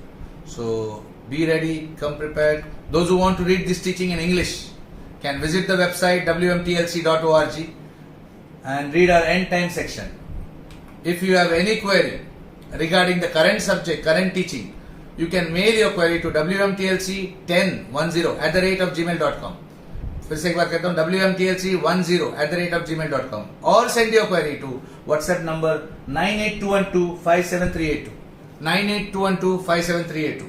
यदि आपके पास कोई भी प्रश्न है आज के शिक्षण के बारे में या कोई और अन्य शिक्षण के बारे में, तो प्लीज अपने प्रश्नों को इस ईमेल आईडी पर भेज सकते हैं, wmtlc10@gmail.com, wmtlc10@gmail.com। या फिर आप चाहते हैं व्हाट्सएप पे भेजना चाहते हैं, तो ये नंबर नोट कीजिएगा, 9821257382, 9821257382। कृपया ध्यान दीजिए, आपके इस नंबर पर कॉल नहीं लिए जाएंगे। ये नंबर सिर्फ आपके प्रश्नों का उत्तर देने के लिए, जैसे कई बार आपने प्रश्न भेजे हैं और मैंने उत्तर दिया है, प्लीज कॉल मत कीजिए, क्योंकि आपका कॉल इस नंबर पर उठाया नहीं जाएगा। Do not call on this number, it will not be entertained. Only your questions, your queries will be answered on this number. Thank you. Last but not the least, कृपया ध्यान दीजिए कि Facebook और YouTube के हमारे जितने भी videos हैं, और आपने अगर YouTube पर सब्सक्राइब नहीं किया तो सब्सक्राइब कीजिए, लेकिन इन वीडियो को लाइक और शेयर करना न भूलिए। प्लीज इसे लाइक कीजिए, अपने दोस्तों में शेयर कीजिए, अपने ग्रुप्स में शेयर कीजिए, ताकि अनेक के पास वचन जाएगा, क्योंकि परमेश्वर ने उसके वचन को प्रचार करने के लिए हम सभी को आदेश दिया है, महान आज्ञा दिया है, ग्रेट कमीशन दिया है। ये सिर्फ पास्टर को नहीं बल्कि हम सभी को दिया है। तो आप कैसे कर सकते हैं, हमारे वीडियोस को आगे शेयर कर सकते हैं आपके ग्रुप्स में, आपके दोस्तों के ग्रुप्स में। तो कृपया ये बात को ध्यान दीजिएगा। मैं उम्मीद करता हूँ आप ऐसा कर रहे हैं। और आखिरी बात, हम प्रार्थना करेंगे। मैं विश्वास करता हूं कि इस समय आपको इस विजय पथ को समझकर बहुत अद्भुत लग रहा होगा कि यीशु मसीह किस तरह से आने वाला है और किस तरह से हर एक पड़ाव में क्या क्या घटनाएं होने वाली, हमने सब कुछ देखा। मैं चाहता हूं कि आप फिर से इस वीडियो को पहला भाग, दूसरा भाग और तीसरा भाग एक साथ देखिए, तो आपको एकदम क्लियर हो जाएगा। कोई डाउट और कोई गुंजाइश नहीं रहेगी। कोई भी प्रॉब्लम्स रहेगा तो आप पूछ सकते हैं। आइए अपनी आंखों को बंद करेंगे, हम प्रार्थना करेंगे। और अगले हफ्ते के लिए मैं याद दिलाता हूं कि प्लीज अपने भजन संहिता 83 को पढ़कर इस वीडियो को देखना। भजन संहिता Psalms 83, please read this entire chapter before you hearing this Psalms 83 war message, ताकि आपको अच्छी तरह समझ में आए। तो दोस्तों आइए प्रार्थना करते हैं, अपनी आंखों को बंद करेंगे। परमेश्वर पिता, मैं धन्यवाद देता हूँ आज के शिक्षण के लिए, इन सभी लोगों के लिए प्रभु जी जो दर्शक के समय इस वीडियो को देख रहे हैं। मैं प्रार्थना करता हूँ परमेश्वर पिता, तू तेरा अनुग्रह सभी के ऊपर उंडेल दे इस समय। Let your grace be poured upon every person that is watching and viewing this video, Lord. I thank you, Father, because your grace is sufficient for us. When we are weak, हम जब कमज़ोर होते हैं, तेरा अनुग्रह ही काफ़ी है परमेश्वर। मदद कर, जो भी समय हमारे लोगों के ऊपर जो भी समस्याएं हैं, मैं सारी बातों को तेरे हाथों में देता हूँ। तू जानता है परमेश्वर हर एक की क्या ज़रूरत है, हर एक की क्या मुश्किलें हैं, हर एक की क्या समस्या है। तू प्रभु जी हस्तक्षेप कर, you intervene and set things right. उनके जीवन में जो भी बाधाएं हैं वो तू उखाड़ दे प्रभु जी। जो भी मुश्किलें हैं उनको तू आसान कर प्रभु जी। और जो भी समय कोई शारीरिक प्रॉब्लम से समस्या से जूझ रहे हैं या कोई बीमारी से लड़ रहे हैं प्रभु जी, तो उन्हें उस बीमारी से निजात दे, उन्हें चंगाई दे परमेश्वर पिता। मैं प्रार्थना करता हूँ कई लोगों के इस समय प्रभु जी जो भी परीक्षाएं चल रही है, ऑनलाइन परीक्षाएं चल रही हैं, उनमें तू मदद कर प्रभु जी, उन्हें तू आशीष कर। उन जो भी बच्चे ऑनलाइन के जरिए परीक्षा दे रहे हैं उनकी स्मरण शक्ति को बढ़ा, ताकि वे उस पूरे पढ़ाई को पूरी तरह से एग्जाम पेपर में फिर से लिख सके प्रभु जी। मदद कर प्रभु जी इन सभी को। इस समय जो भी नौकरियों को, जिनकी नौकरियां चली गई है प्रभु जी, तू पुनर्स्थापना का परमेश्वर है। मैं विश्वास करता हूँ तू उन्हें एक नया रास्ता खोल रहा है, एक नया द्वार खोल रहा है, उनको नई नौकरियों को ओर लेके जा रहा है प्रभु जी। उनके जीवन में तू नया कुछ कर रहा है। New beginning come into everyone's life. मैं प्रार्थना करता हूँ प्रभु जी कि 2021 एक नई रोशनी लेकर आए, तो तेरी ओर से हो प्रभु जी। एक नई सुबह की किरण के समान एक नया उजाला सबके जीवन में आए। हम उम्मीद कर रहे हैं प्रभु जी, इसकी शुरुआत अब से हो चुकी है। यीशु, तेरे ही नाम से हम सारे आशीषों को स्वीकारते हैं और सबके ऊपर तेरा अनुग्रह, तेरा सारा आशीष, अब तेरा स्वर्गीय आशीष सबके ऊपर बोलते हैं और घोषणा करते हैं यीशु के नाम से, और हम एक मन होकर स्वीकारते हैं। सभी कहेंगे आमीन। बोलिए, मैं आशीषित हूँ, मैं आशीषित हूँ, मैं आशीर्वादित हूँ। मैं आशीर्वादित I am blessed in the name of Jesus. Be blessed. दोस्तों, जय मसीह की। फिर से मिलते हैं अगले हफ्ते नए शिक्षण के साथ। आमीन।